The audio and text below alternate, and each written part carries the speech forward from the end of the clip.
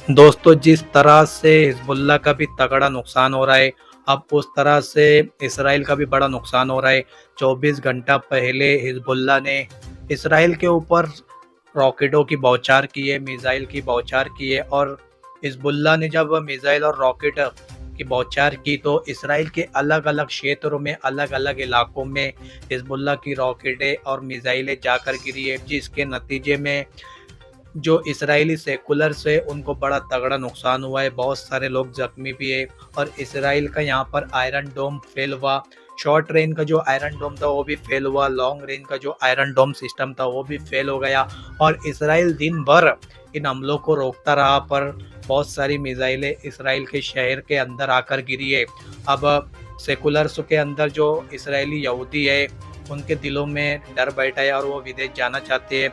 और इसराइल का जो एयरपोर्ट है ना दोस्तों, अभी फुल चल रहा है। मतलब अभी इसराइल जंग में है तो इंटरनेशनल जो फ्लाइट है बहुत सारी कैंसिल हो रही है। और जो कुछ कुछ फ्लाइट है वो चल रही है, वो भी फुल चल रही है कि कैसे लोग, इसराइली यहूदी लोग इसराइल छोड़कर विदेश जा रहे हैं दोस्तों, ये इस हमले की वजह से।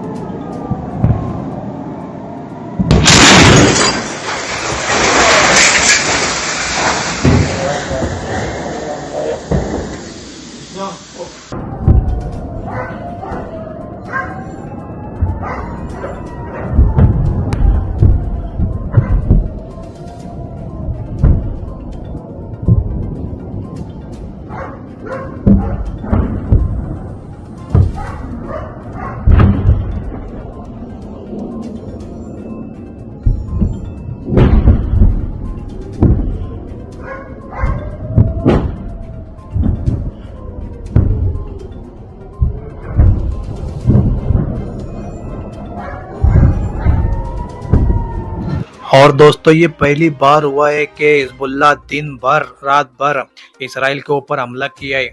और इस हमले के बाद जो यहूदी लोगों का नुकसान हुआ है, जो इसराइली सेकुलर्स लोगों का नुकसान हुआ है, उनके घरों पर जाकर मिसाइलें टकराई है, वो फुटेज मैं आपको दिखाना चाहूँगा।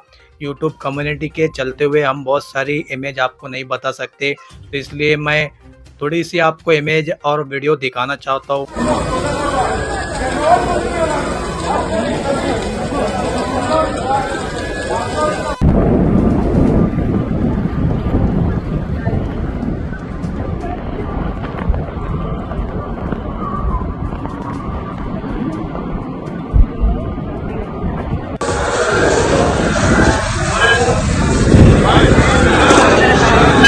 נראה נס בתוך חדר הילדים, והמיטת תינוק, מפה חדר הרקטה, זה הארון, כל הספרי קודש פה, הנה הרקטה.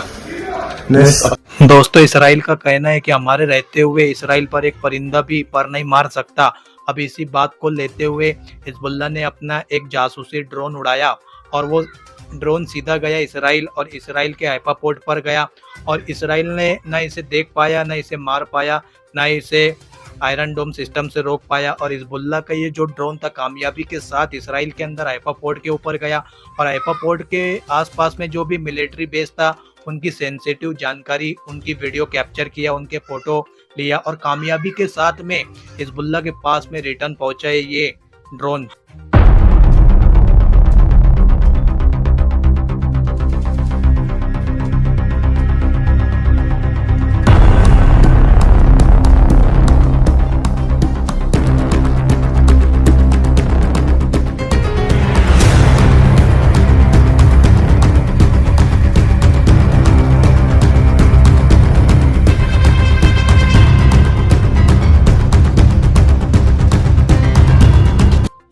और हिजबुल्लाह का कहना है कि अभी तक हमने इसराइल के 35 सैनिकों को कत्ल कर दिया है और 200 से ज़्यादा सैनिकों को हमने घायल किया है। अब दोस्तों लेबनान के अंदर 2 सीरिया के लोगों को गिरफ्तार किया गया है कि उनके ऊपर इल्ज़ाम है कि ये इसराइल के लिए जासूसी कर रहे थे। अमेरिका के कुछ मिनिस्टर लोग हैं, उन्होंने बाइडन को कहा है कि हम नहीं चाहते कि लेबनान की हालत गाज़ा की जैसी हो जाए। अब मैं आपको बताना चाहता हूँ कि अमेरिका तो यही चाहता है कि लेबनान की हालत गाज़ा की जैसा हो जाए। ये सिर्फ इनका बकर एक कुत्तापन है कि पीछे से आके ट्वीट करते अमेरिका के जो मिनिस्टर लोग हैं कि हम सीज़ फायर चाहते, हिजबुल्लाह का और इसराइल का सीज़ फायर करवाएंगे, हमास का और इसराइल का सीज़ फायर करवाएंगे यार, गाज़ा का और फ़लस्तीन का और हिजबुल्लाह का, तीनों का सीज़ फायर करवाएंगे। ये हमेशा चल रहा, 1 साल हो गया ये बात को। आप लोग देखते होंगे न्यूज़ में बार-बार कि यार ये क्या चल रहा, जंग रुकने वाली है, सीज़ फायर की बात चल रही है और इधर इसराइल हमेशा बमबारी करता। तो ये इनका कुत्तापन है। ये लोग खुद जंग नहीं रोकना चाहते, ना ही सीज़ फायर करना चाहते। ये सिर्फ ट्वीट करते हैं इसलिए कि दुनिया की नज़र में जो सुपर पावर है वो इनका नाम ना खराब हो जाए कि इसराइल को हमेशा अमेरिका हथियार पहुंचा रहा है यार, इसराइल जेनोसाइड कर रहा गाज़ा के अंदर, फ़लस्तीन के अंदर। ये अपनी इज्जत बचाने के लिए कुछ ये मिनिस्टर लोग हैं, अमेरिका की गवर्नमेंट वाले ट्वीट करते कि हम सीज़ फायर चाहते, पर नेतन्याहू नहीं बात सुन रहे हमारी। ये सब इनका कुत्तापन है दोस्तों। ये लोग ना जंग रोकना चाहते और ना ये हमले कम करना चाहते। दोस्तों अब ले चलो आपको गाज़ा का हाल बहुत ही बुरा है। 369 दिन हो चुके हैं इस जंग को और 369 दिनों में 42,000 लोग मारे जा चुके हैं, 97,000 लोग घायल है और 42,000 जो मारे गए उनमें से सिर्फ 11,000 महिलाएं हैं और 16,000 बच्चे हैं। दोस्तों इसराइल का ये असली चेहरा है कि किस तरह से मासूम 16,000 बच्चों का कत्लेआम किया, 11,000 लोगों को जो औरतें महिलाएं उनको मारा है। अब दोस्तों कुछ घंटा पहले की न्यूज़ मैं आपको बता रहा हूँ कि इसराइल ने बड़े खौफनाक और ख़तरनाक हमला किया जबलिया कैंप के ऊपर।